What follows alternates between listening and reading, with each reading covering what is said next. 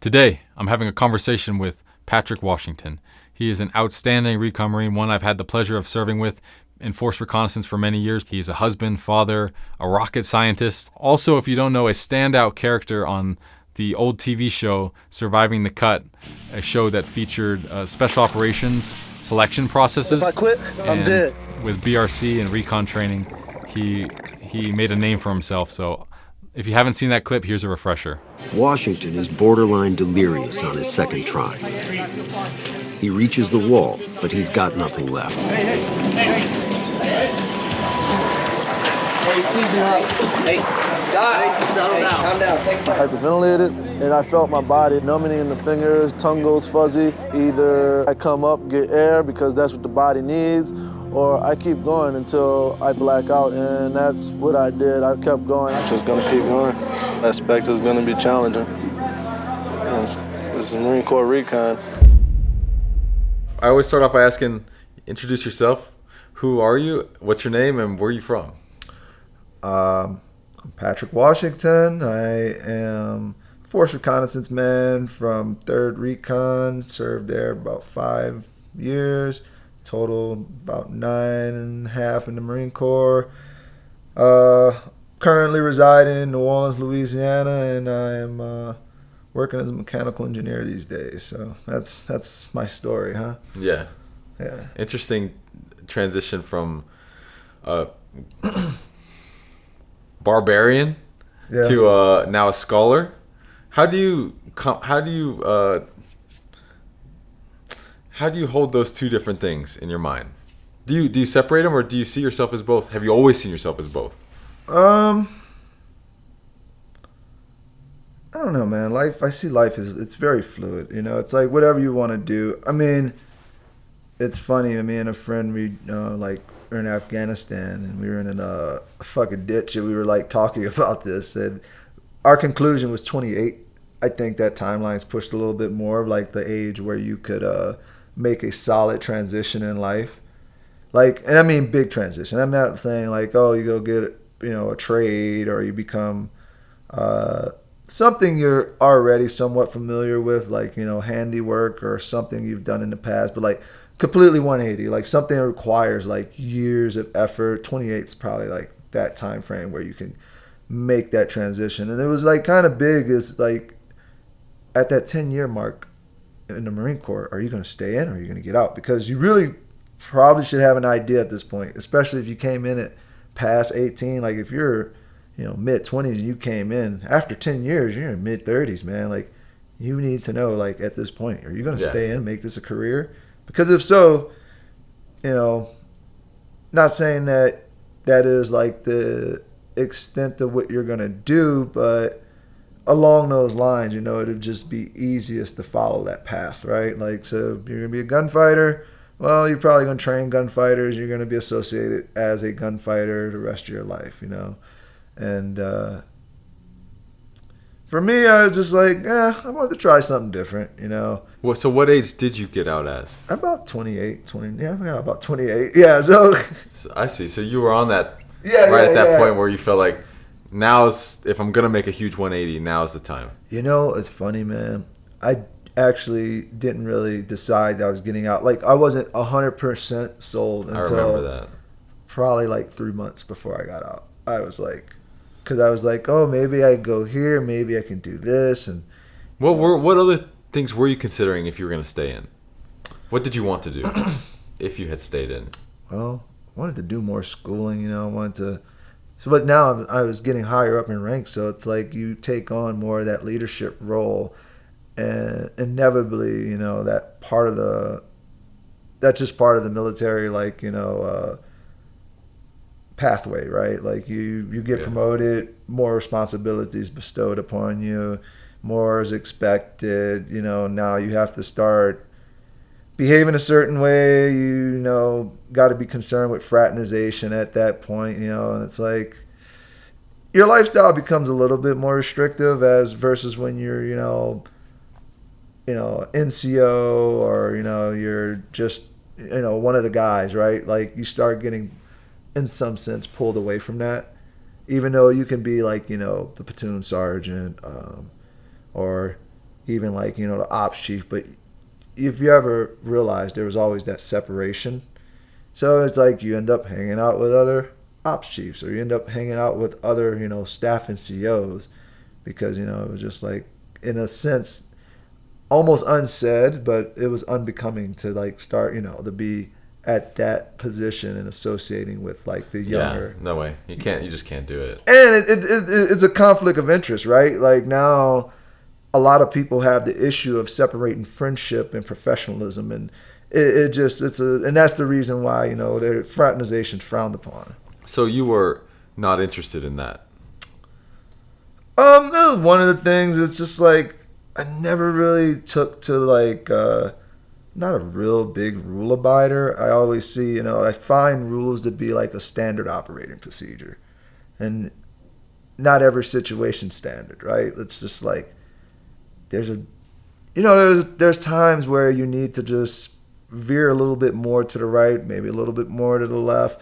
I believe you can't stay completely fixed to an idea or a principle, because then you're predictable. Then you're like, I think it was Bruce Lee, you know, like you don't want to be like the rod. You want to be like bamboo, right? You want to be able to move and sway and resist breaking, because when you're stiff, you're brittle, right? You know, you may be hard, but when you break, you're broken, right? You're not malleable. Did you have any leaders while you were in that you felt exemplified that ability? Like, and did you not see yourself as able to lead while also being bendable? I did. I think it was my freedom too, though. You know, I think ultimately,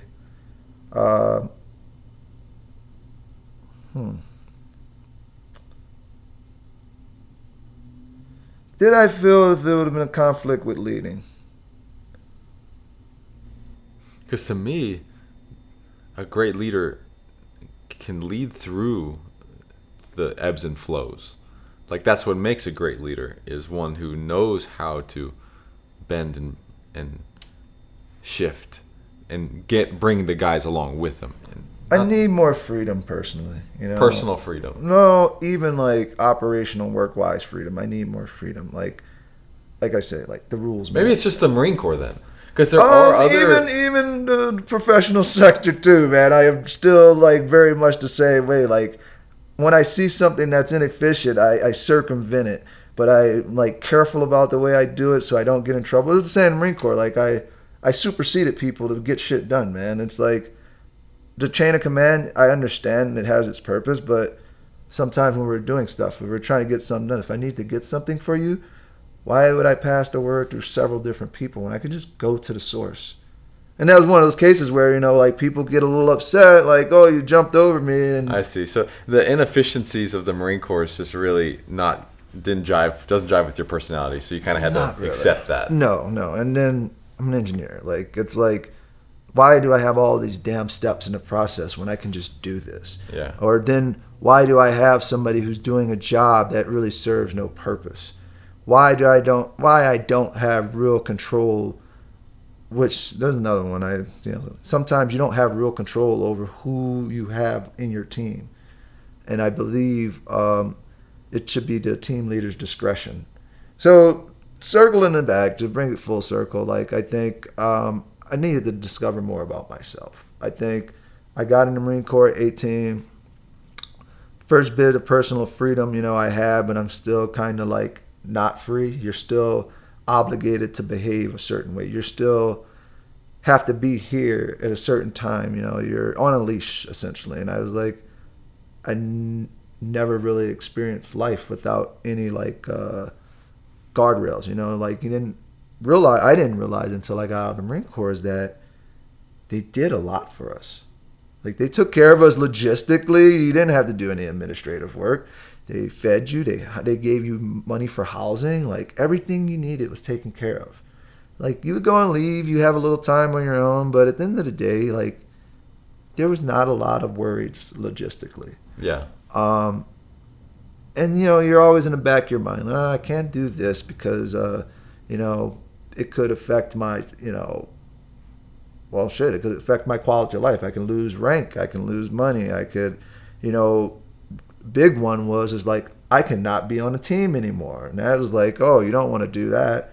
So you're like a little cautious, and you don't pursue some things, and not necessarily that they're like, necessarily bad, but sometimes you're like libo, right? Staying out past libo. Like, come on, man. I'm fucking over 25. I'm over 21 years old. You're telling me I have to be home at like midnight, or 10 o'clock, or even 10 sometimes. I'm like, this is silly, man. Like, because somebody else like made a big like mistake.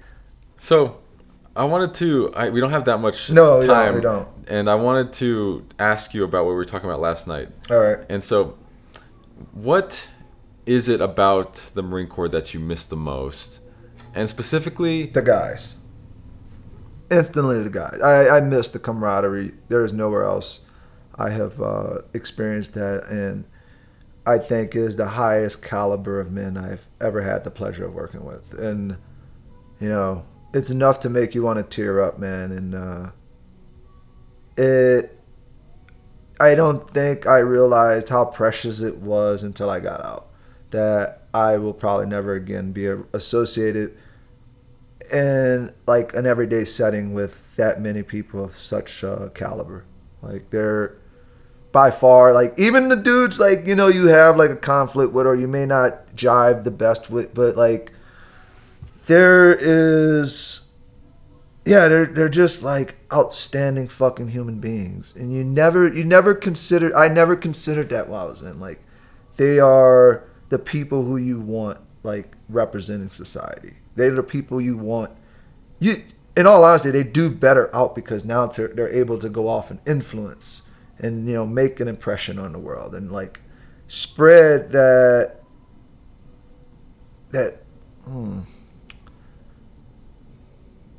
they're able to spread their influence past, the realm of those who see the world in the same light as them. And the hopes is that we can help, paint a better idea or, a better ideology, I guess, for like society. It's like everybody, I don't know. It's weird right now. Everything's so convoluted. But yeah, the guys, I would say it's the guys. The guys is the biggest thing I'd say I would admit I miss. Second question. When you hear a phrase like, we want to build you as a Marine, as a Force Recon Marine, we want you to be a human weapon. We want you to be a tool, a war machine, a tool of destruction. What did that mean for you then, and what does it mean for you now? So I would say initially, I just wanted to do the job. I wanted to prove to myself that everything I have done, all the training I had up to a certain point was it was valid. Like, it wasn't just something I did to to buy the numbers or just some checks in the box. Like, oh, we need you to do this. We need you to have this qualification. Like, was it practical? And I had that opportunity, by going to Afghanistan. There, I guess it's something that, every warrior wants, is to be tested under fire, right? They want to engage in mortal combat. And that is, in its essence, it is the ultimate, like, proving ground. You either come home or you don't. So I would say after that, led on to when we ended up meeting up, Force Platoon. And then, some things I think in my my perspective on some things started to change. How so? Well, the human weapon thing, right? It's like at some point we were being preached a philosophy that was like almost to not acknowledge that we're human. It's like defeat the human element, right? And when I heard that, and I would think about that, and I was like, well, but we're human, right? And it's like, I understand, sweat in peace so you don't bleed in war, right? And I understand the training, but sometimes I feel as if that, ignoring the human element, you lose some of the technological advantages that were available. Like, you know, it's like, do we really need to hike in so far? Do we really need to be on this objective? You know, because I mean, there's so much more that I'm missing, but that needs to be explained to really cover this. But ultimately, it led me to acknowledging that we were like technologically inefficient at that time. And I was like, why aren't we utilizing more drones? Why aren't we doing this? And I understand, like, the most redundant aspect of it was doing RNS, right? But, you know, I addressed that last night, is that, well, everybody can buy fucking thermals. Everybody has night optics now. I think I see your point. You're saying, like, in our community, we are crushed so hard to be, you know, through these physical crucibles to become, like, you know, these machines. It's necessary. And but to you, you can, at a point, it becomes like diminishing returns. Because if you're just breaking us down through, you know, making us go an extra 10 miles just for the principle of making us hard, and it's not practical, and Yes. not acknowledging, hey, we're human beings, and we are only capable of being broken so much. Yes. But now we're pushing into a part where we're breaking, and we could be leveraging technology. We could be leveraging other things to compensate for our humanness. We're not machines. We can't go forever. No, we can't. And you get tired. You're weaker. It's not about like your ability. It's about being ready for the fight. How capable are you for the fight if you're fucking tired? You know, and I get it. Like, you need to be able to push. It's kind of that simple, but that to you, I think I see it as a problem, because the person who's best fit for the fight's going to win. And that person who's best fit may not be you one day. And it may not be necessarily that you're undertrained. It just may be that you have pushed yourself so hard to get to this point. What's the point showing up on an objective if, you know, I've rolled an ankle, or I've like busted myself up because I slid down a damn hill, you know? Or you haven't slept in 3 days, so you're seeing stars. Yeah. And it's like, oh, sleep's a big one. But here nor there. It's like, you know. I think now I see your point. I think it made me think of something. And it was like, I had a different philosophy on development of like a younger guy, especially in this field. And I looked at guys we worked with, like the SF communities, other communities, and I realized there was a like indoctrination, you know, a second indoctrination period for everybody. But I feel as if in some sense it was a little bit much, and for us, like for newer people who came in, you didn't get it so much because you came straight into like a platoon working up. And I felt there was a different way of doing it, and I think it was to give you a job, assign you a task, you fail, you pay.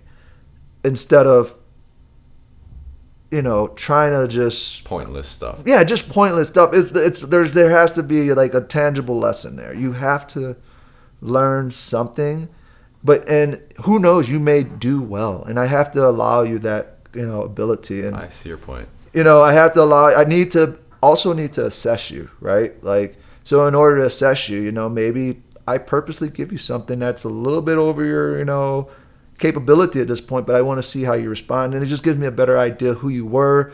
And then, you know, if necessary, you know, punishment will follow in whatever sense that was required, you know. And it just, I felt there was just a better way of building a person than, you know, making them suffer and making them hard, because for hard's sake, like, no, there's a lot of really like dumb hard dudes. There's dudes who you really just can't break, but they're not worth the shit, you know. And I need to know that, man. I don't really care if you could move and keep going forever. I need to know if you can think and keep going. And then I was better equipped to, you know, lead you. And this works on a smaller, like, you know, like on the team size. I mean, as you get more people, it becomes more hard, like more difficult to do. And, you know, I guess, you know, the style would change, and I've never had to encounter that because I got out.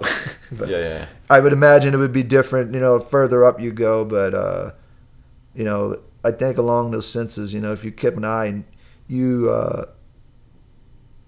you practice a philosophy similar, it would trickle down, and other guys would value the growth and development of the guy.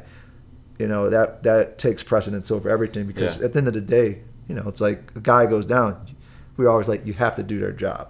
And we do that. We do it well, right? And it's just like, I thought that was the most important. Then I thought like you could mix the discipline within that.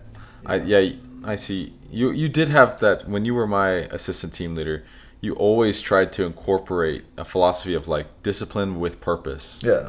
Not just punishment. You're gonna listen to me. Not just punishment, but discipline. Like there's a difference between just being tortured and being hazed and being like, we're just gonna make you cry right now. Like the only point here is just for suffer. You to know your place and for you to be crushed, and that's it, to suffer. Whereas you always try to find like, why can't I suffer but also give me some mindful task where I can maybe be a little bit ingenuitive. I can be a little bit. I also can put you in your place like that too, though. It's like you realize, like, oh shit, I don't fucking know, or oh wow, you know, like he's the fucking boss. It gives me a chance to show what I do know. Maybe if I can problem solve that too, and you may fucking rock it. And if you rock it, you're a good example. So I like, you know, it's like, oh, you can do this, and it's like, all right, well. Now my focus isn't so much on like, you know, I push you in different ways, because I'm like,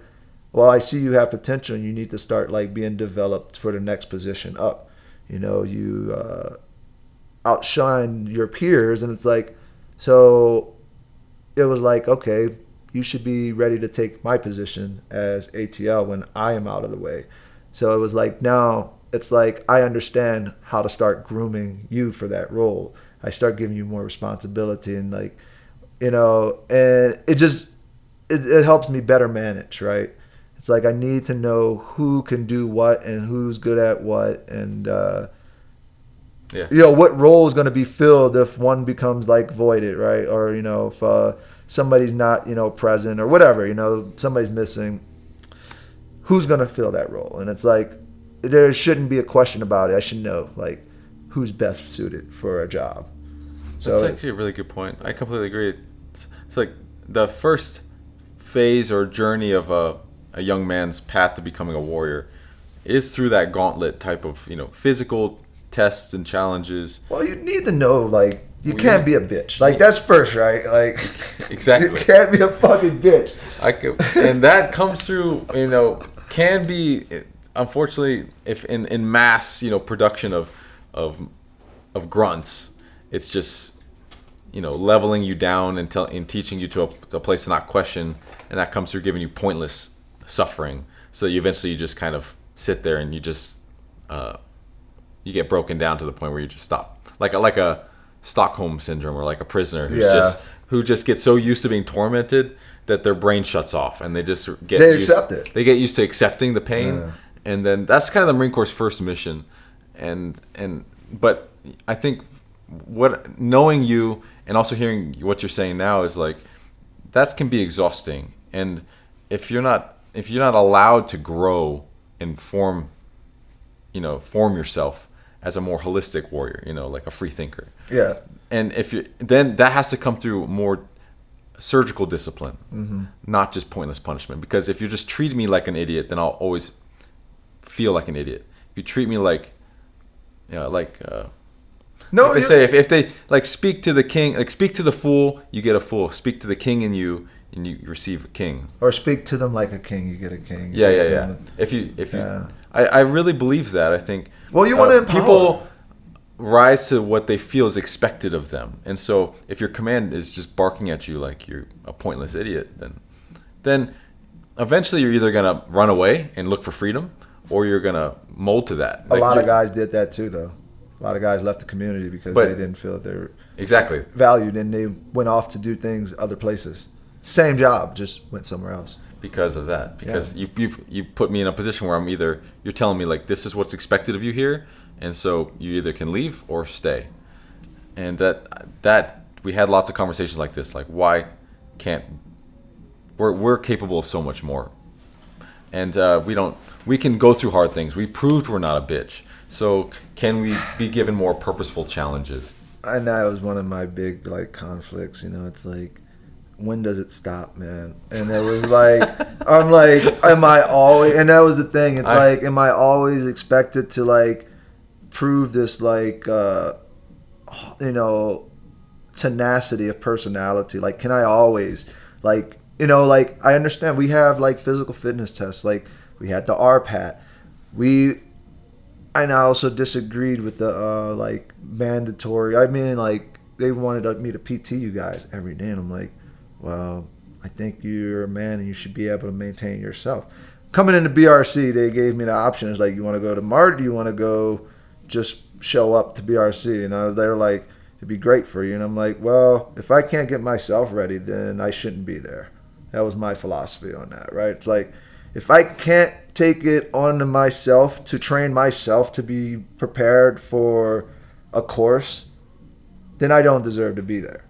And that was like, and, I got there. Yeah, it was a little bit of a gut check because I wasn't like, completely conditioned in the, every aspect. As you come out of MART, you're ready to go. There is no like pause. You're on it, But like, yeah, the first week or so, man, it's like, it's a wake up call. It's like, man, this sucks, but I'm not like so far out of it that I'm like, oh man, what the hell did I do? If I was, I didn't deserve to be there. I did enough to get myself ready. And I feel as when you have that, it's like, sometimes when you're developing a person, you kind of need to allow them to do some of the development on their own, because unless you do that, well, if you don't allow that to happen, you're not going to really see who you have. And this is how you get a lot of like dirtbaggy people, because they're like, they get through because they're just like, you're going to do this, you force them. And it's like, yeah, they can learn. Yeah, they can push themselves, but there's like a personality defect there. And it's like, sometimes we miss it because we make them do what is necessary to maintain their like mental and physical stature within the profession. And it's like, some of that, I should just be like, you should be PTing every day. You should be studying, and I can give you reference material, or like, you should be preparing for this. And I do believe in structure. I'm not like completely structuralist, but I think a lot of it comes over to the individual. And I guess I believe wholeheartedly in like small unit leadership. Like, again, this changes when you get higher up, and then then you got to deal with that. And that's probably more of that structural like aspect of educating or training that you're going to do, because that's coming from like your platoon sergeant or like company commander, so on and so forth. Yeah. But at the small unit, I think just because it makes it your team leader has more time allotted to them. They can do something. He may not have like, sometimes you have other things to do, right? Like you serve more of that, like, I always refer to like political position, right? You got to go talk to like the upper staff, and you do planning and coordination. Usually, when I was at ATL, I was doing a lot more of, managing the team. The ATL manages the team. You know, the TL, he's like, the head administrator. Yeah. But the small teams allow you to do things more, as such as you can tailor you can give more tailored approaches to each individual, because you have more, the individuals holding more billets, so then therefore they can warrant more time. Yeah, they're not like, each one of us may be holding the job of 10 people. You're an armorer, and then you're the radio guy, and you're the team admin guy, and you're also managing this, and in another mission or another units, that'd be 10 different people's jobs. Yeah. But in the force team, you're consolidating all 10 people into one. So that warrants that I can warrant more time and attention to be given more of a tailored approach. Mm-hmm. Maybe I don't need to be PT'd. Maybe I'm able to PT myself. Yes. Can for my efforts of taking on 10 jobs, can I have the freedom to, since I've shown I can PT myself, Yes. can I PT myself? Rather than just be treating like just a number, like not giving you that attention, that opportunity. That's exhausting. Because it makes you feel like I have no control over my destiny. Like I don't have any ability to express who I am. I looked at other people who did it, and they didn't do it like that. Like, don't get me wrong. People, they do PT together once, like maybe a week or so. I don't know what their schedule is, but you do need to do it every so often, just so you can physically see where your guys are at, or maybe they're hiding an injury. You need to be able to identify, the physical readiness of your fucking team or platoon. So yes, every so often you do need to trust but verify. Yeah. Well, you need to, it's camaraderie too, right? You need to go out and sweat together, but you don't need to do it all the time, right? And they were wanting every day, and it's like, oh my gosh, come on, you should be able to identify, you just said it, you should be able to identify your own deficiencies. And that time when we do work out together and we're like, hey, you're really sucking it up and running, you probably should start running more. And that should be it. I shouldn't be like, oh, we're going to run more because Marcus is really bad at running right now. And then what about, another guy, maybe, it's like, oh, you're pretty weak, bro. Like you probably should be doing more weightlifting. Like we're going to do more weightlifting because it's like, no, it's like, go handle what you need to do to get yourself prepared. Maybe I'm intervening because, now I'm taking, your allotted workout time to work on something you're already good at. Yeah. It's not efficient. Yeah. It's exhausting. As an engineer mind, you're like, this is not efficient. No, it's not. I'm wasting my energy. Yeah, no. I know we all hated that, but you specifically, this is reminding me of a lot of these kind of conversations we used to have. Oh my gosh. But then, so I think I see your point now. The first phase of becoming a weapon as a man is going through those gauntlets, those crucibles, and at some point you have to transition into a strategist, a thinker, someone who can be efficient. And basically, what we're talking about is that transition. So I will say this: my ideas are not popular. People disagreed with a lot of this. Not necessarily right out, but later because it wasn't the way they were taught, and they have their points. There is a risk associated because let's say I do give you that freedom, you don't perform, it's on me, and I'm taking that risk. And then some people also feel as now I give you more liberty to question my authority.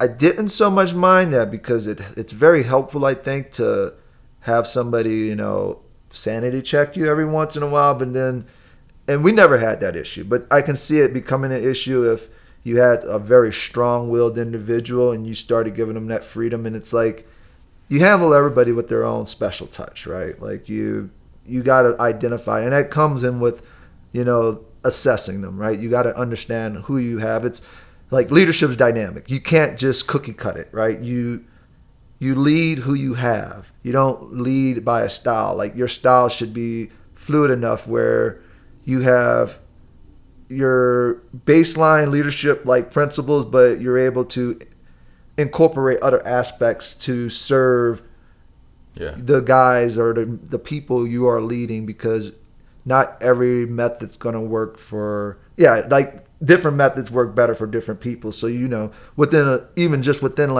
absolutely a platoon, you may need to talk to one team leader a different way that you talk to another, but you do need to treat them fairly across the board. Yeah. But you can do that. It's dynamic, and that's where I think the difficulty in leadership comes, because sometimes it's just easier to blanket it with one style, and then it's almost as if you're ignoring them as a person.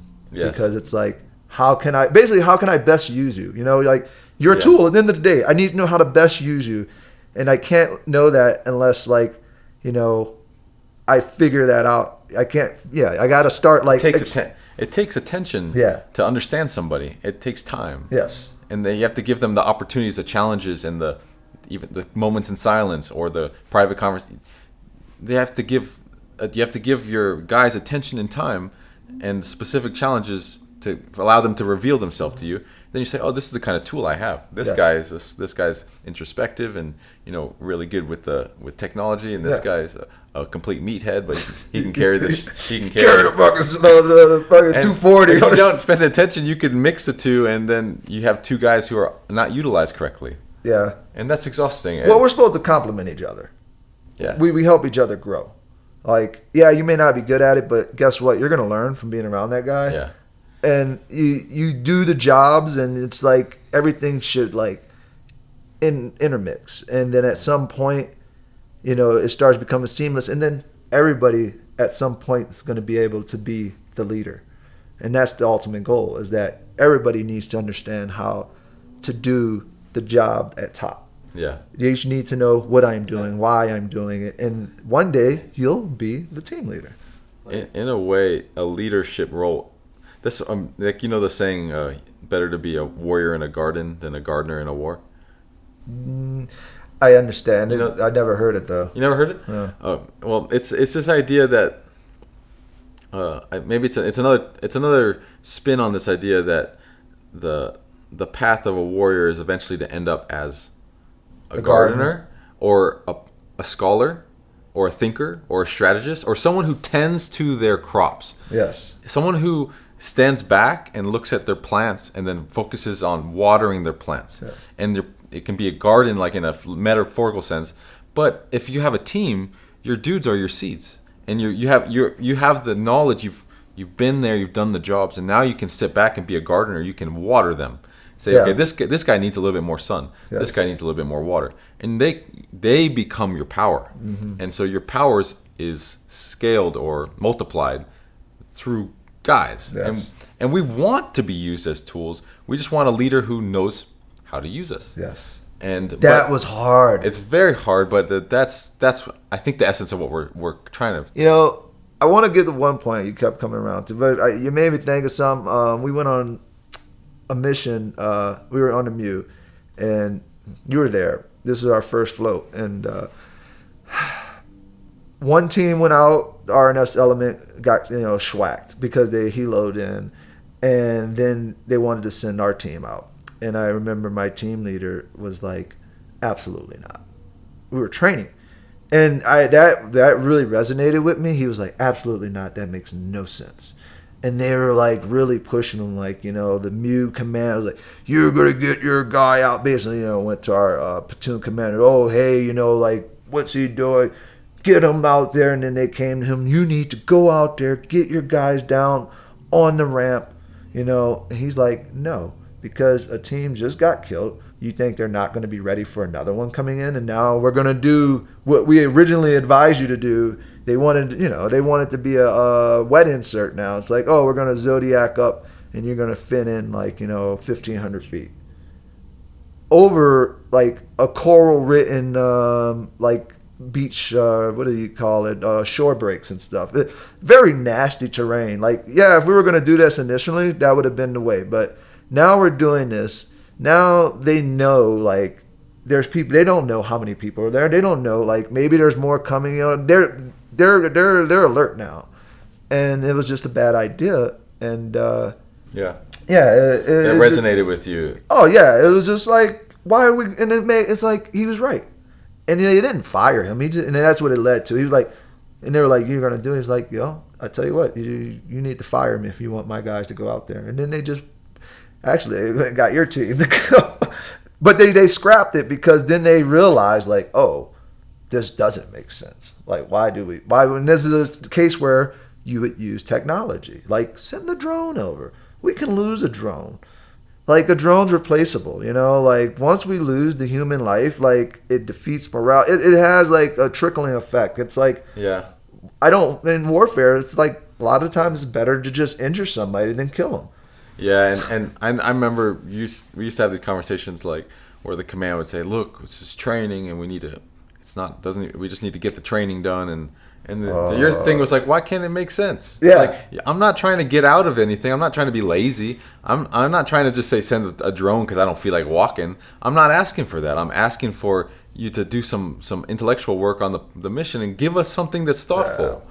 and I'm happy to push myself, and I just want to know that I'm being utilized, really utilized and thought of. Yeah. If you're gonna make me walk 20 miles, like, can you just think about giving us a structured plan that makes sense? It has its place, right? But the walking,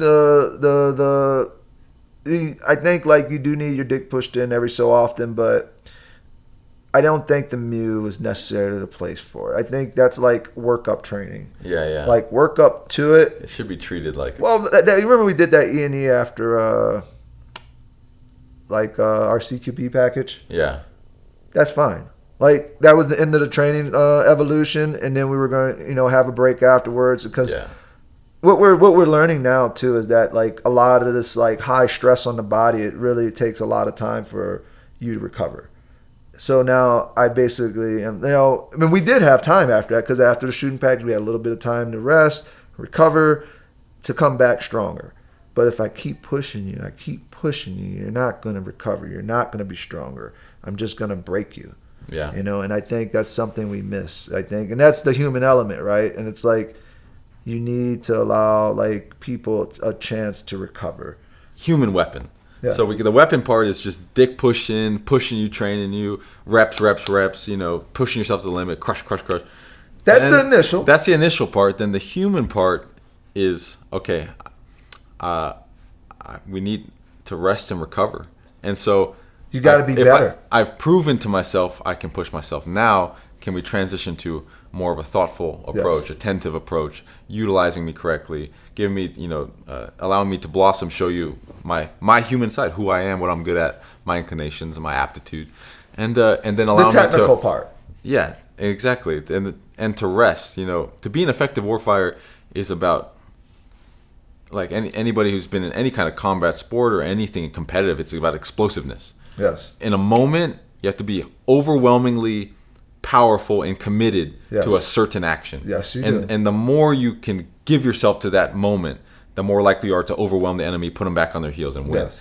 But then after that, you need to oscillate back and recover. You need to rest. And then that oscillation between explosiveness and then rest, explosiveness and rest. Like a lot of your tier 1 assets, they don't do like a traditional deployment. Like they do cycles, and their cycles are like a 4-month period. If I remember correctly, it's like a 4-month period, because what they realize is that you become complacent after a certain period of time of being exposed to such like danger. Like a rubber band, if you just stretch it like this and you just hold it, eventually it just starts to get weak. There's a fatigue. Yeah, there's a mental fatigue. Like I actually can recall like in Afghanistan, like there was a point in the deployment where you kind of just stop. Like you become so comfortable with it, and you shouldn't be that comfortable with the danger. You should, and your edge is like your concern, right? Your edge is that you are fully invested into not getting shot. But once you start accepting that as a likely possibility, then you become a little complacent. Not necessarily a lot, but like little things, you just, it's weird. You just start like, you get okay with the idea. You're just like, you've been there, you're exhausted, and your sharpness is gone, like you're tired. You've been doing this for like, 6-7 months, and you're just like, yeah, we're doing this again, and then like I'll give you an example, and this is a horrible example. I remember I was a point man walking, and I thought I saw something in the dirt, and I'm like, there was so many other ways I could have went about doing this, and I looked, and I was in my head, I'm like 95% sure it was nothing, and I'm like, was it the right thing I did? Absolutely not. I looked at it, and I'm like, well, I do not want to allow anybody else to walk over there, so I just gave it a kick. And I was like, it was nothing, but horrible, right? Like, but I was just so used to it, and I was so comfortable, and I'm like, I know it's nothing, I'm like, but there's a small chance it is. That's complacency, though. Yes. Basically saying it's very unlikely, so I'm not going to go the extra effort. Just get it out of the way. I'm just going to do it real quick because little cut corner. Yeah, and that's it too. You cut corners, and it's like at some point, you compromise yourself and other people. Yeah, we all do that, but that's when you start getting to that mode is when you do something eventually catches up to you. But that was from being there so long. I'm just so used to it, you know. It's just like I see this all the fucking time, you know, and like I know with these, and I'm like it was like, is this somewhere they would put something? And I'm like, very unlikely, but it would have to have been really soon. We were cutting across the field. Yeah, and I was just like, but then it was like, I don't want anybody else to suffer if I make a mistake. So it's like, I'm pretty sure it's not. I'm just like, all right, we're good. Like, it's nothing happened. Like, yeah. I was like, yeah, it was just like some fucking trash. Yeah, it's a good lesson for all of us. We all do that. You know? Yeah. But it's a dangerous place to be. Once you start getting there, you know, shit, you're out of it. You're just used to it, and I shouldn't have done that, you know? It's like, that was fucking stupid, man. But I was just like, yeah, okay, you know, like, just kept going, you know?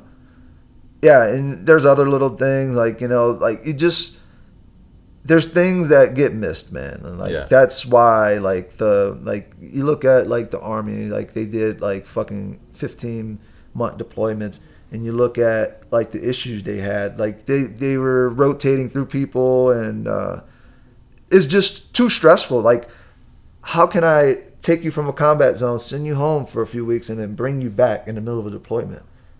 No, just rotate them out, let them go home and recharge. Like, 6-7 months, the Marine Corps usually did, like, between, like, you know, 8 or 9 month deployments, which actually is perfect.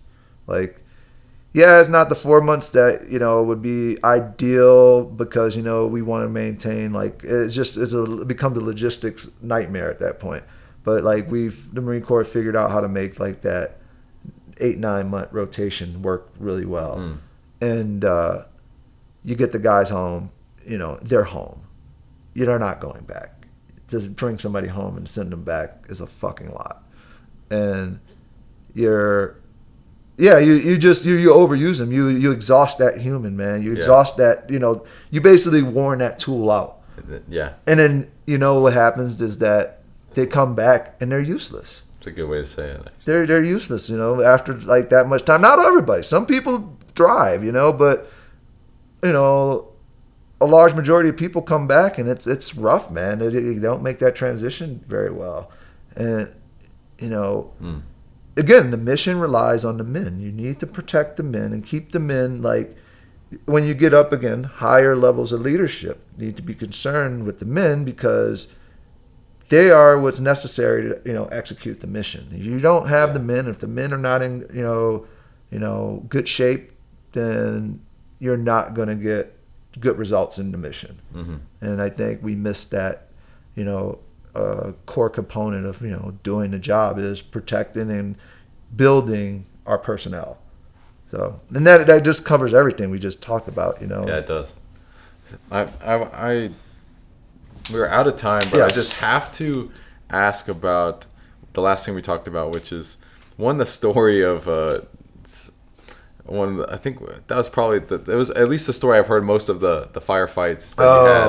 All right. And I want to hear this story, and then I want you to end on what that feeling is like, that presence, that flow state. Yes. And just express, you know, to those who haven't experienced that, what it's like and why people can fall into a way of kind of getting into an addiction, like a drug. So we were out, and then in particular we were out,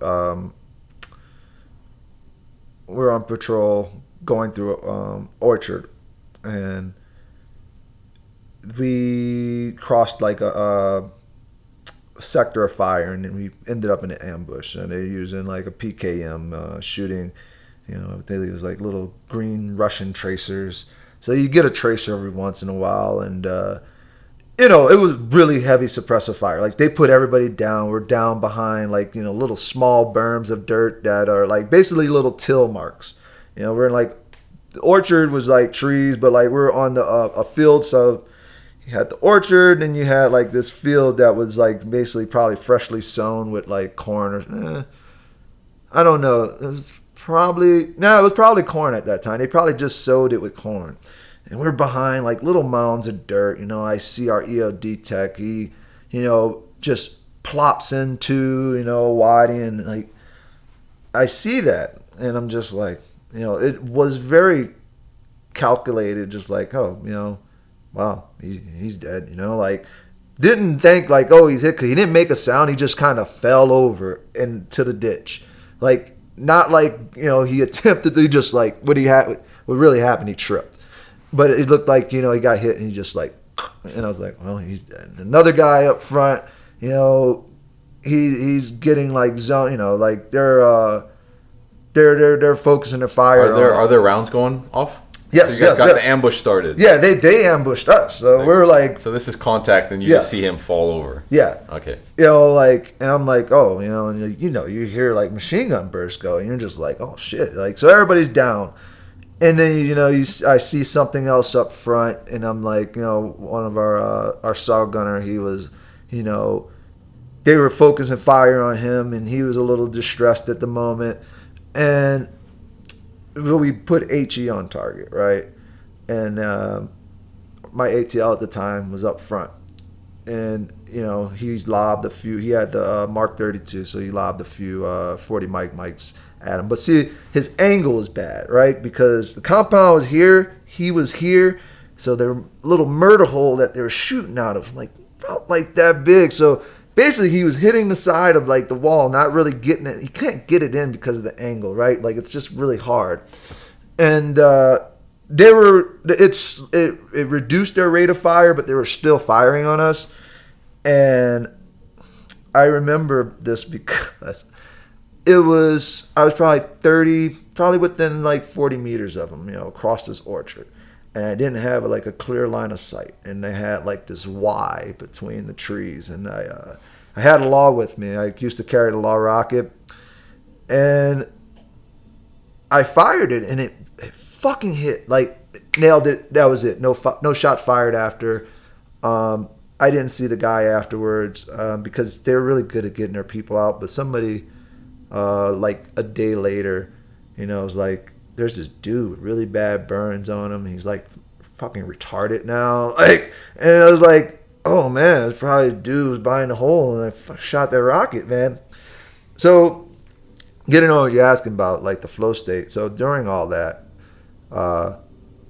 as I told you, it was probably one of the most peaceful moments like of my life. Like when we would get into gunfights, like in the heat of the chaos, everything just kind of slowed down, and it just, you were aware of everything. And for myself, it was like at that moment, and it wasn't every time, you know, some fights were less intense, but the fight was just so intense, and like it was so sudden, you know. And I mean, dude, I'm super grateful that like that was my response. It could have been something else, I don't know, like, but at that moment, my response was like, just like, I say flow, you know, but it was a very zen state. Like, I didn't feel fear. I didn't feel rage. I didn't feel, it was just, I was empty. I was empty at that moment, but I was also like aware, and I knew like I had to do something, you know, I have a job, and, you know, it's like, I'm picking up on everything that's going on.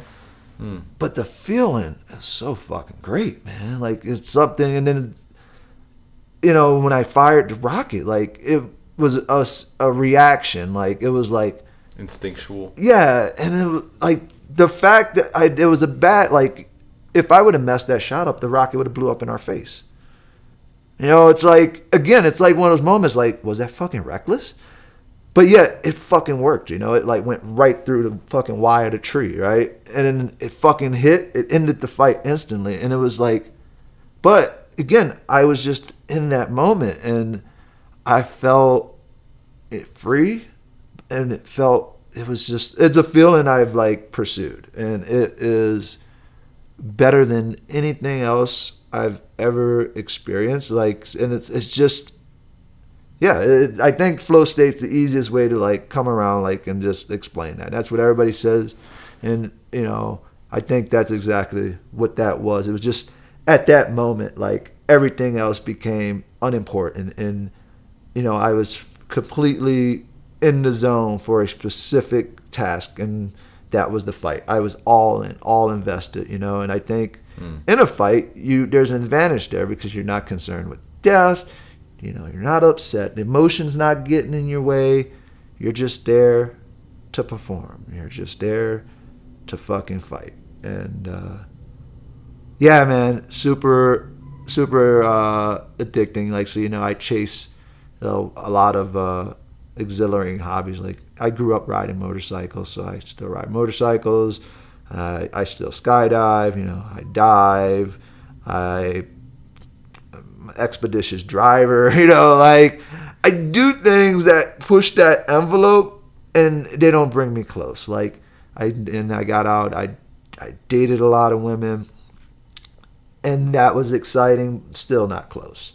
You know, it was like you meet a new person, you get to know a new person, you know, and you get to sleep with a new person. And that was a lot of fun in itself. And it was just like, I think I was always just chasing that again. And like, and in some sense, you know, I always yearned to be back in, but I knew being back in wouldn't even get me that. You know, it was weird because we like that these wars were winding down, you know, and unless I took the step to go like a higher echelon of operating, you know, I was not going to experience that again. I didn't see that in my future.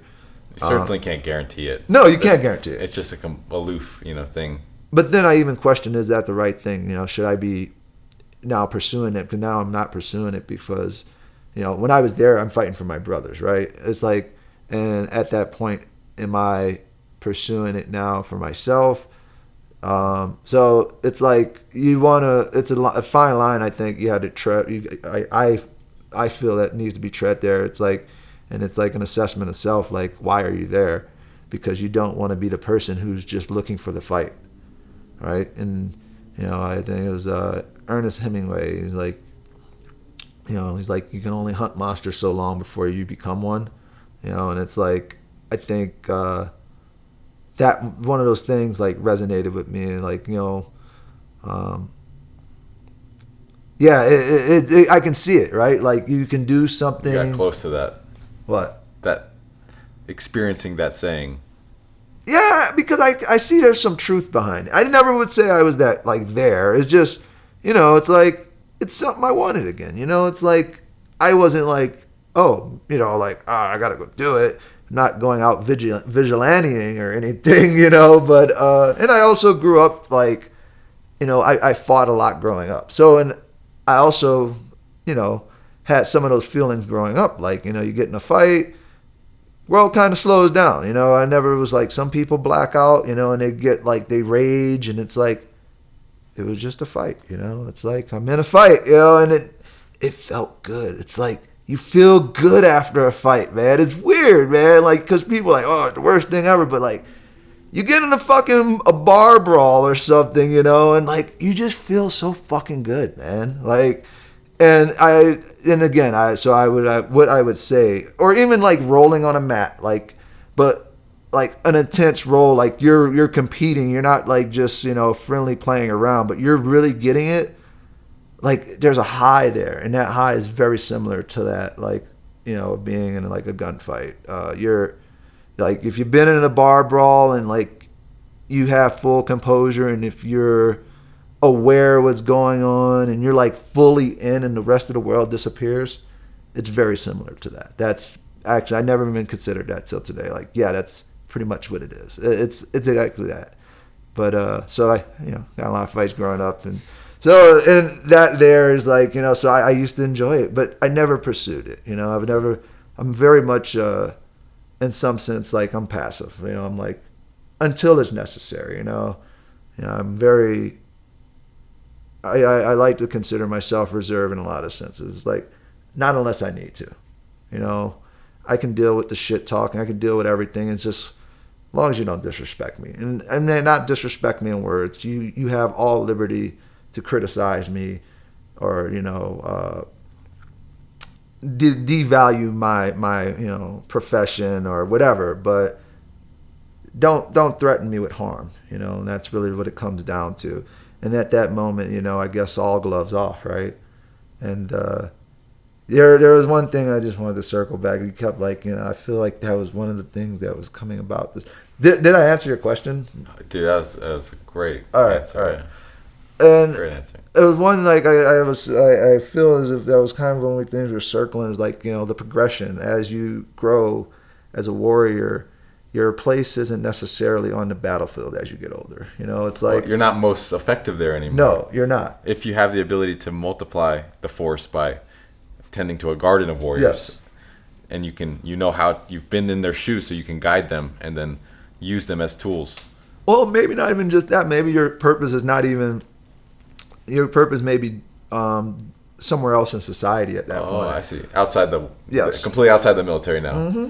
Yeah, well, I mean, you still are going to organically be part of it, but as you grow, it's there's different steps, and they're different for everybody. Maybe your steps are to continue grooming the warriors, but maybe for some, I think the guys who get out, some guys, and if we should be the teachers. We wonder why there's some of these distasteful aspects of our culture today, and I guess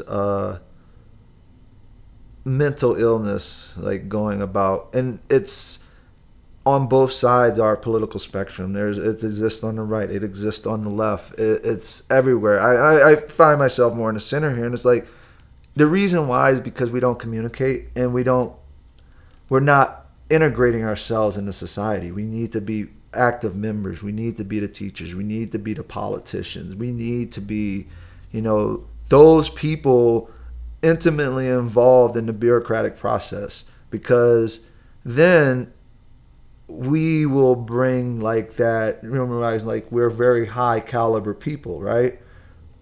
We will require other people to at least meet close to our fucking standard. And we will help shape society to be better, and it's always compromise, and that's a big part of it. But without us being present within these aspects of life, we're just going to keep encountering problems. People are never going to see eye to eye. People are going to see oh, this is a problem, or that's aggression. It's aggression's fine as long as it's controlled. We're still human. Again, it's human, man. We're humans. We're not some machine. We cannot change who we are in a matter of a century. We've behaved as such for a very long time. We can't just instantly expect us to become something we're not. And we don't, lean into each other's attributes, or, we're not effectively utilizing the people within our society. And that's ultimately, what I think a lot of guys who have this experience, who do get out, they go off in many places in life. But I think it's a duty that we're endowed, that we need to do something to better society. I see myself as a person of service, and in some sense I have to give back. And I'm wondering about that now. It's how am I going to give back? And I'm maybe I do talking to youth. Maybe I feel as if that positive influence is needed. And it's I think right now that would be the best, aside from raising my son. I think that is the best thing I can do at the moment, unless something else comes up where I see I can serve a good purpose.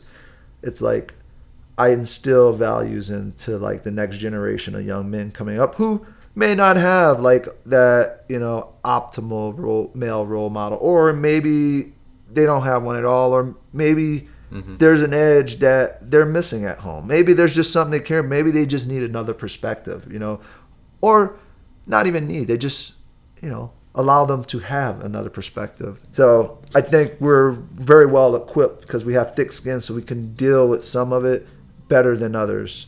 And I think, again, we're people of service, so in order to keep serving our country as we get out and as we grow, because not all of us are going to continue that role as, the warrior in that sense, but you're always going to be the warrior, right? But, now I think the role is teacher and, productive member of society.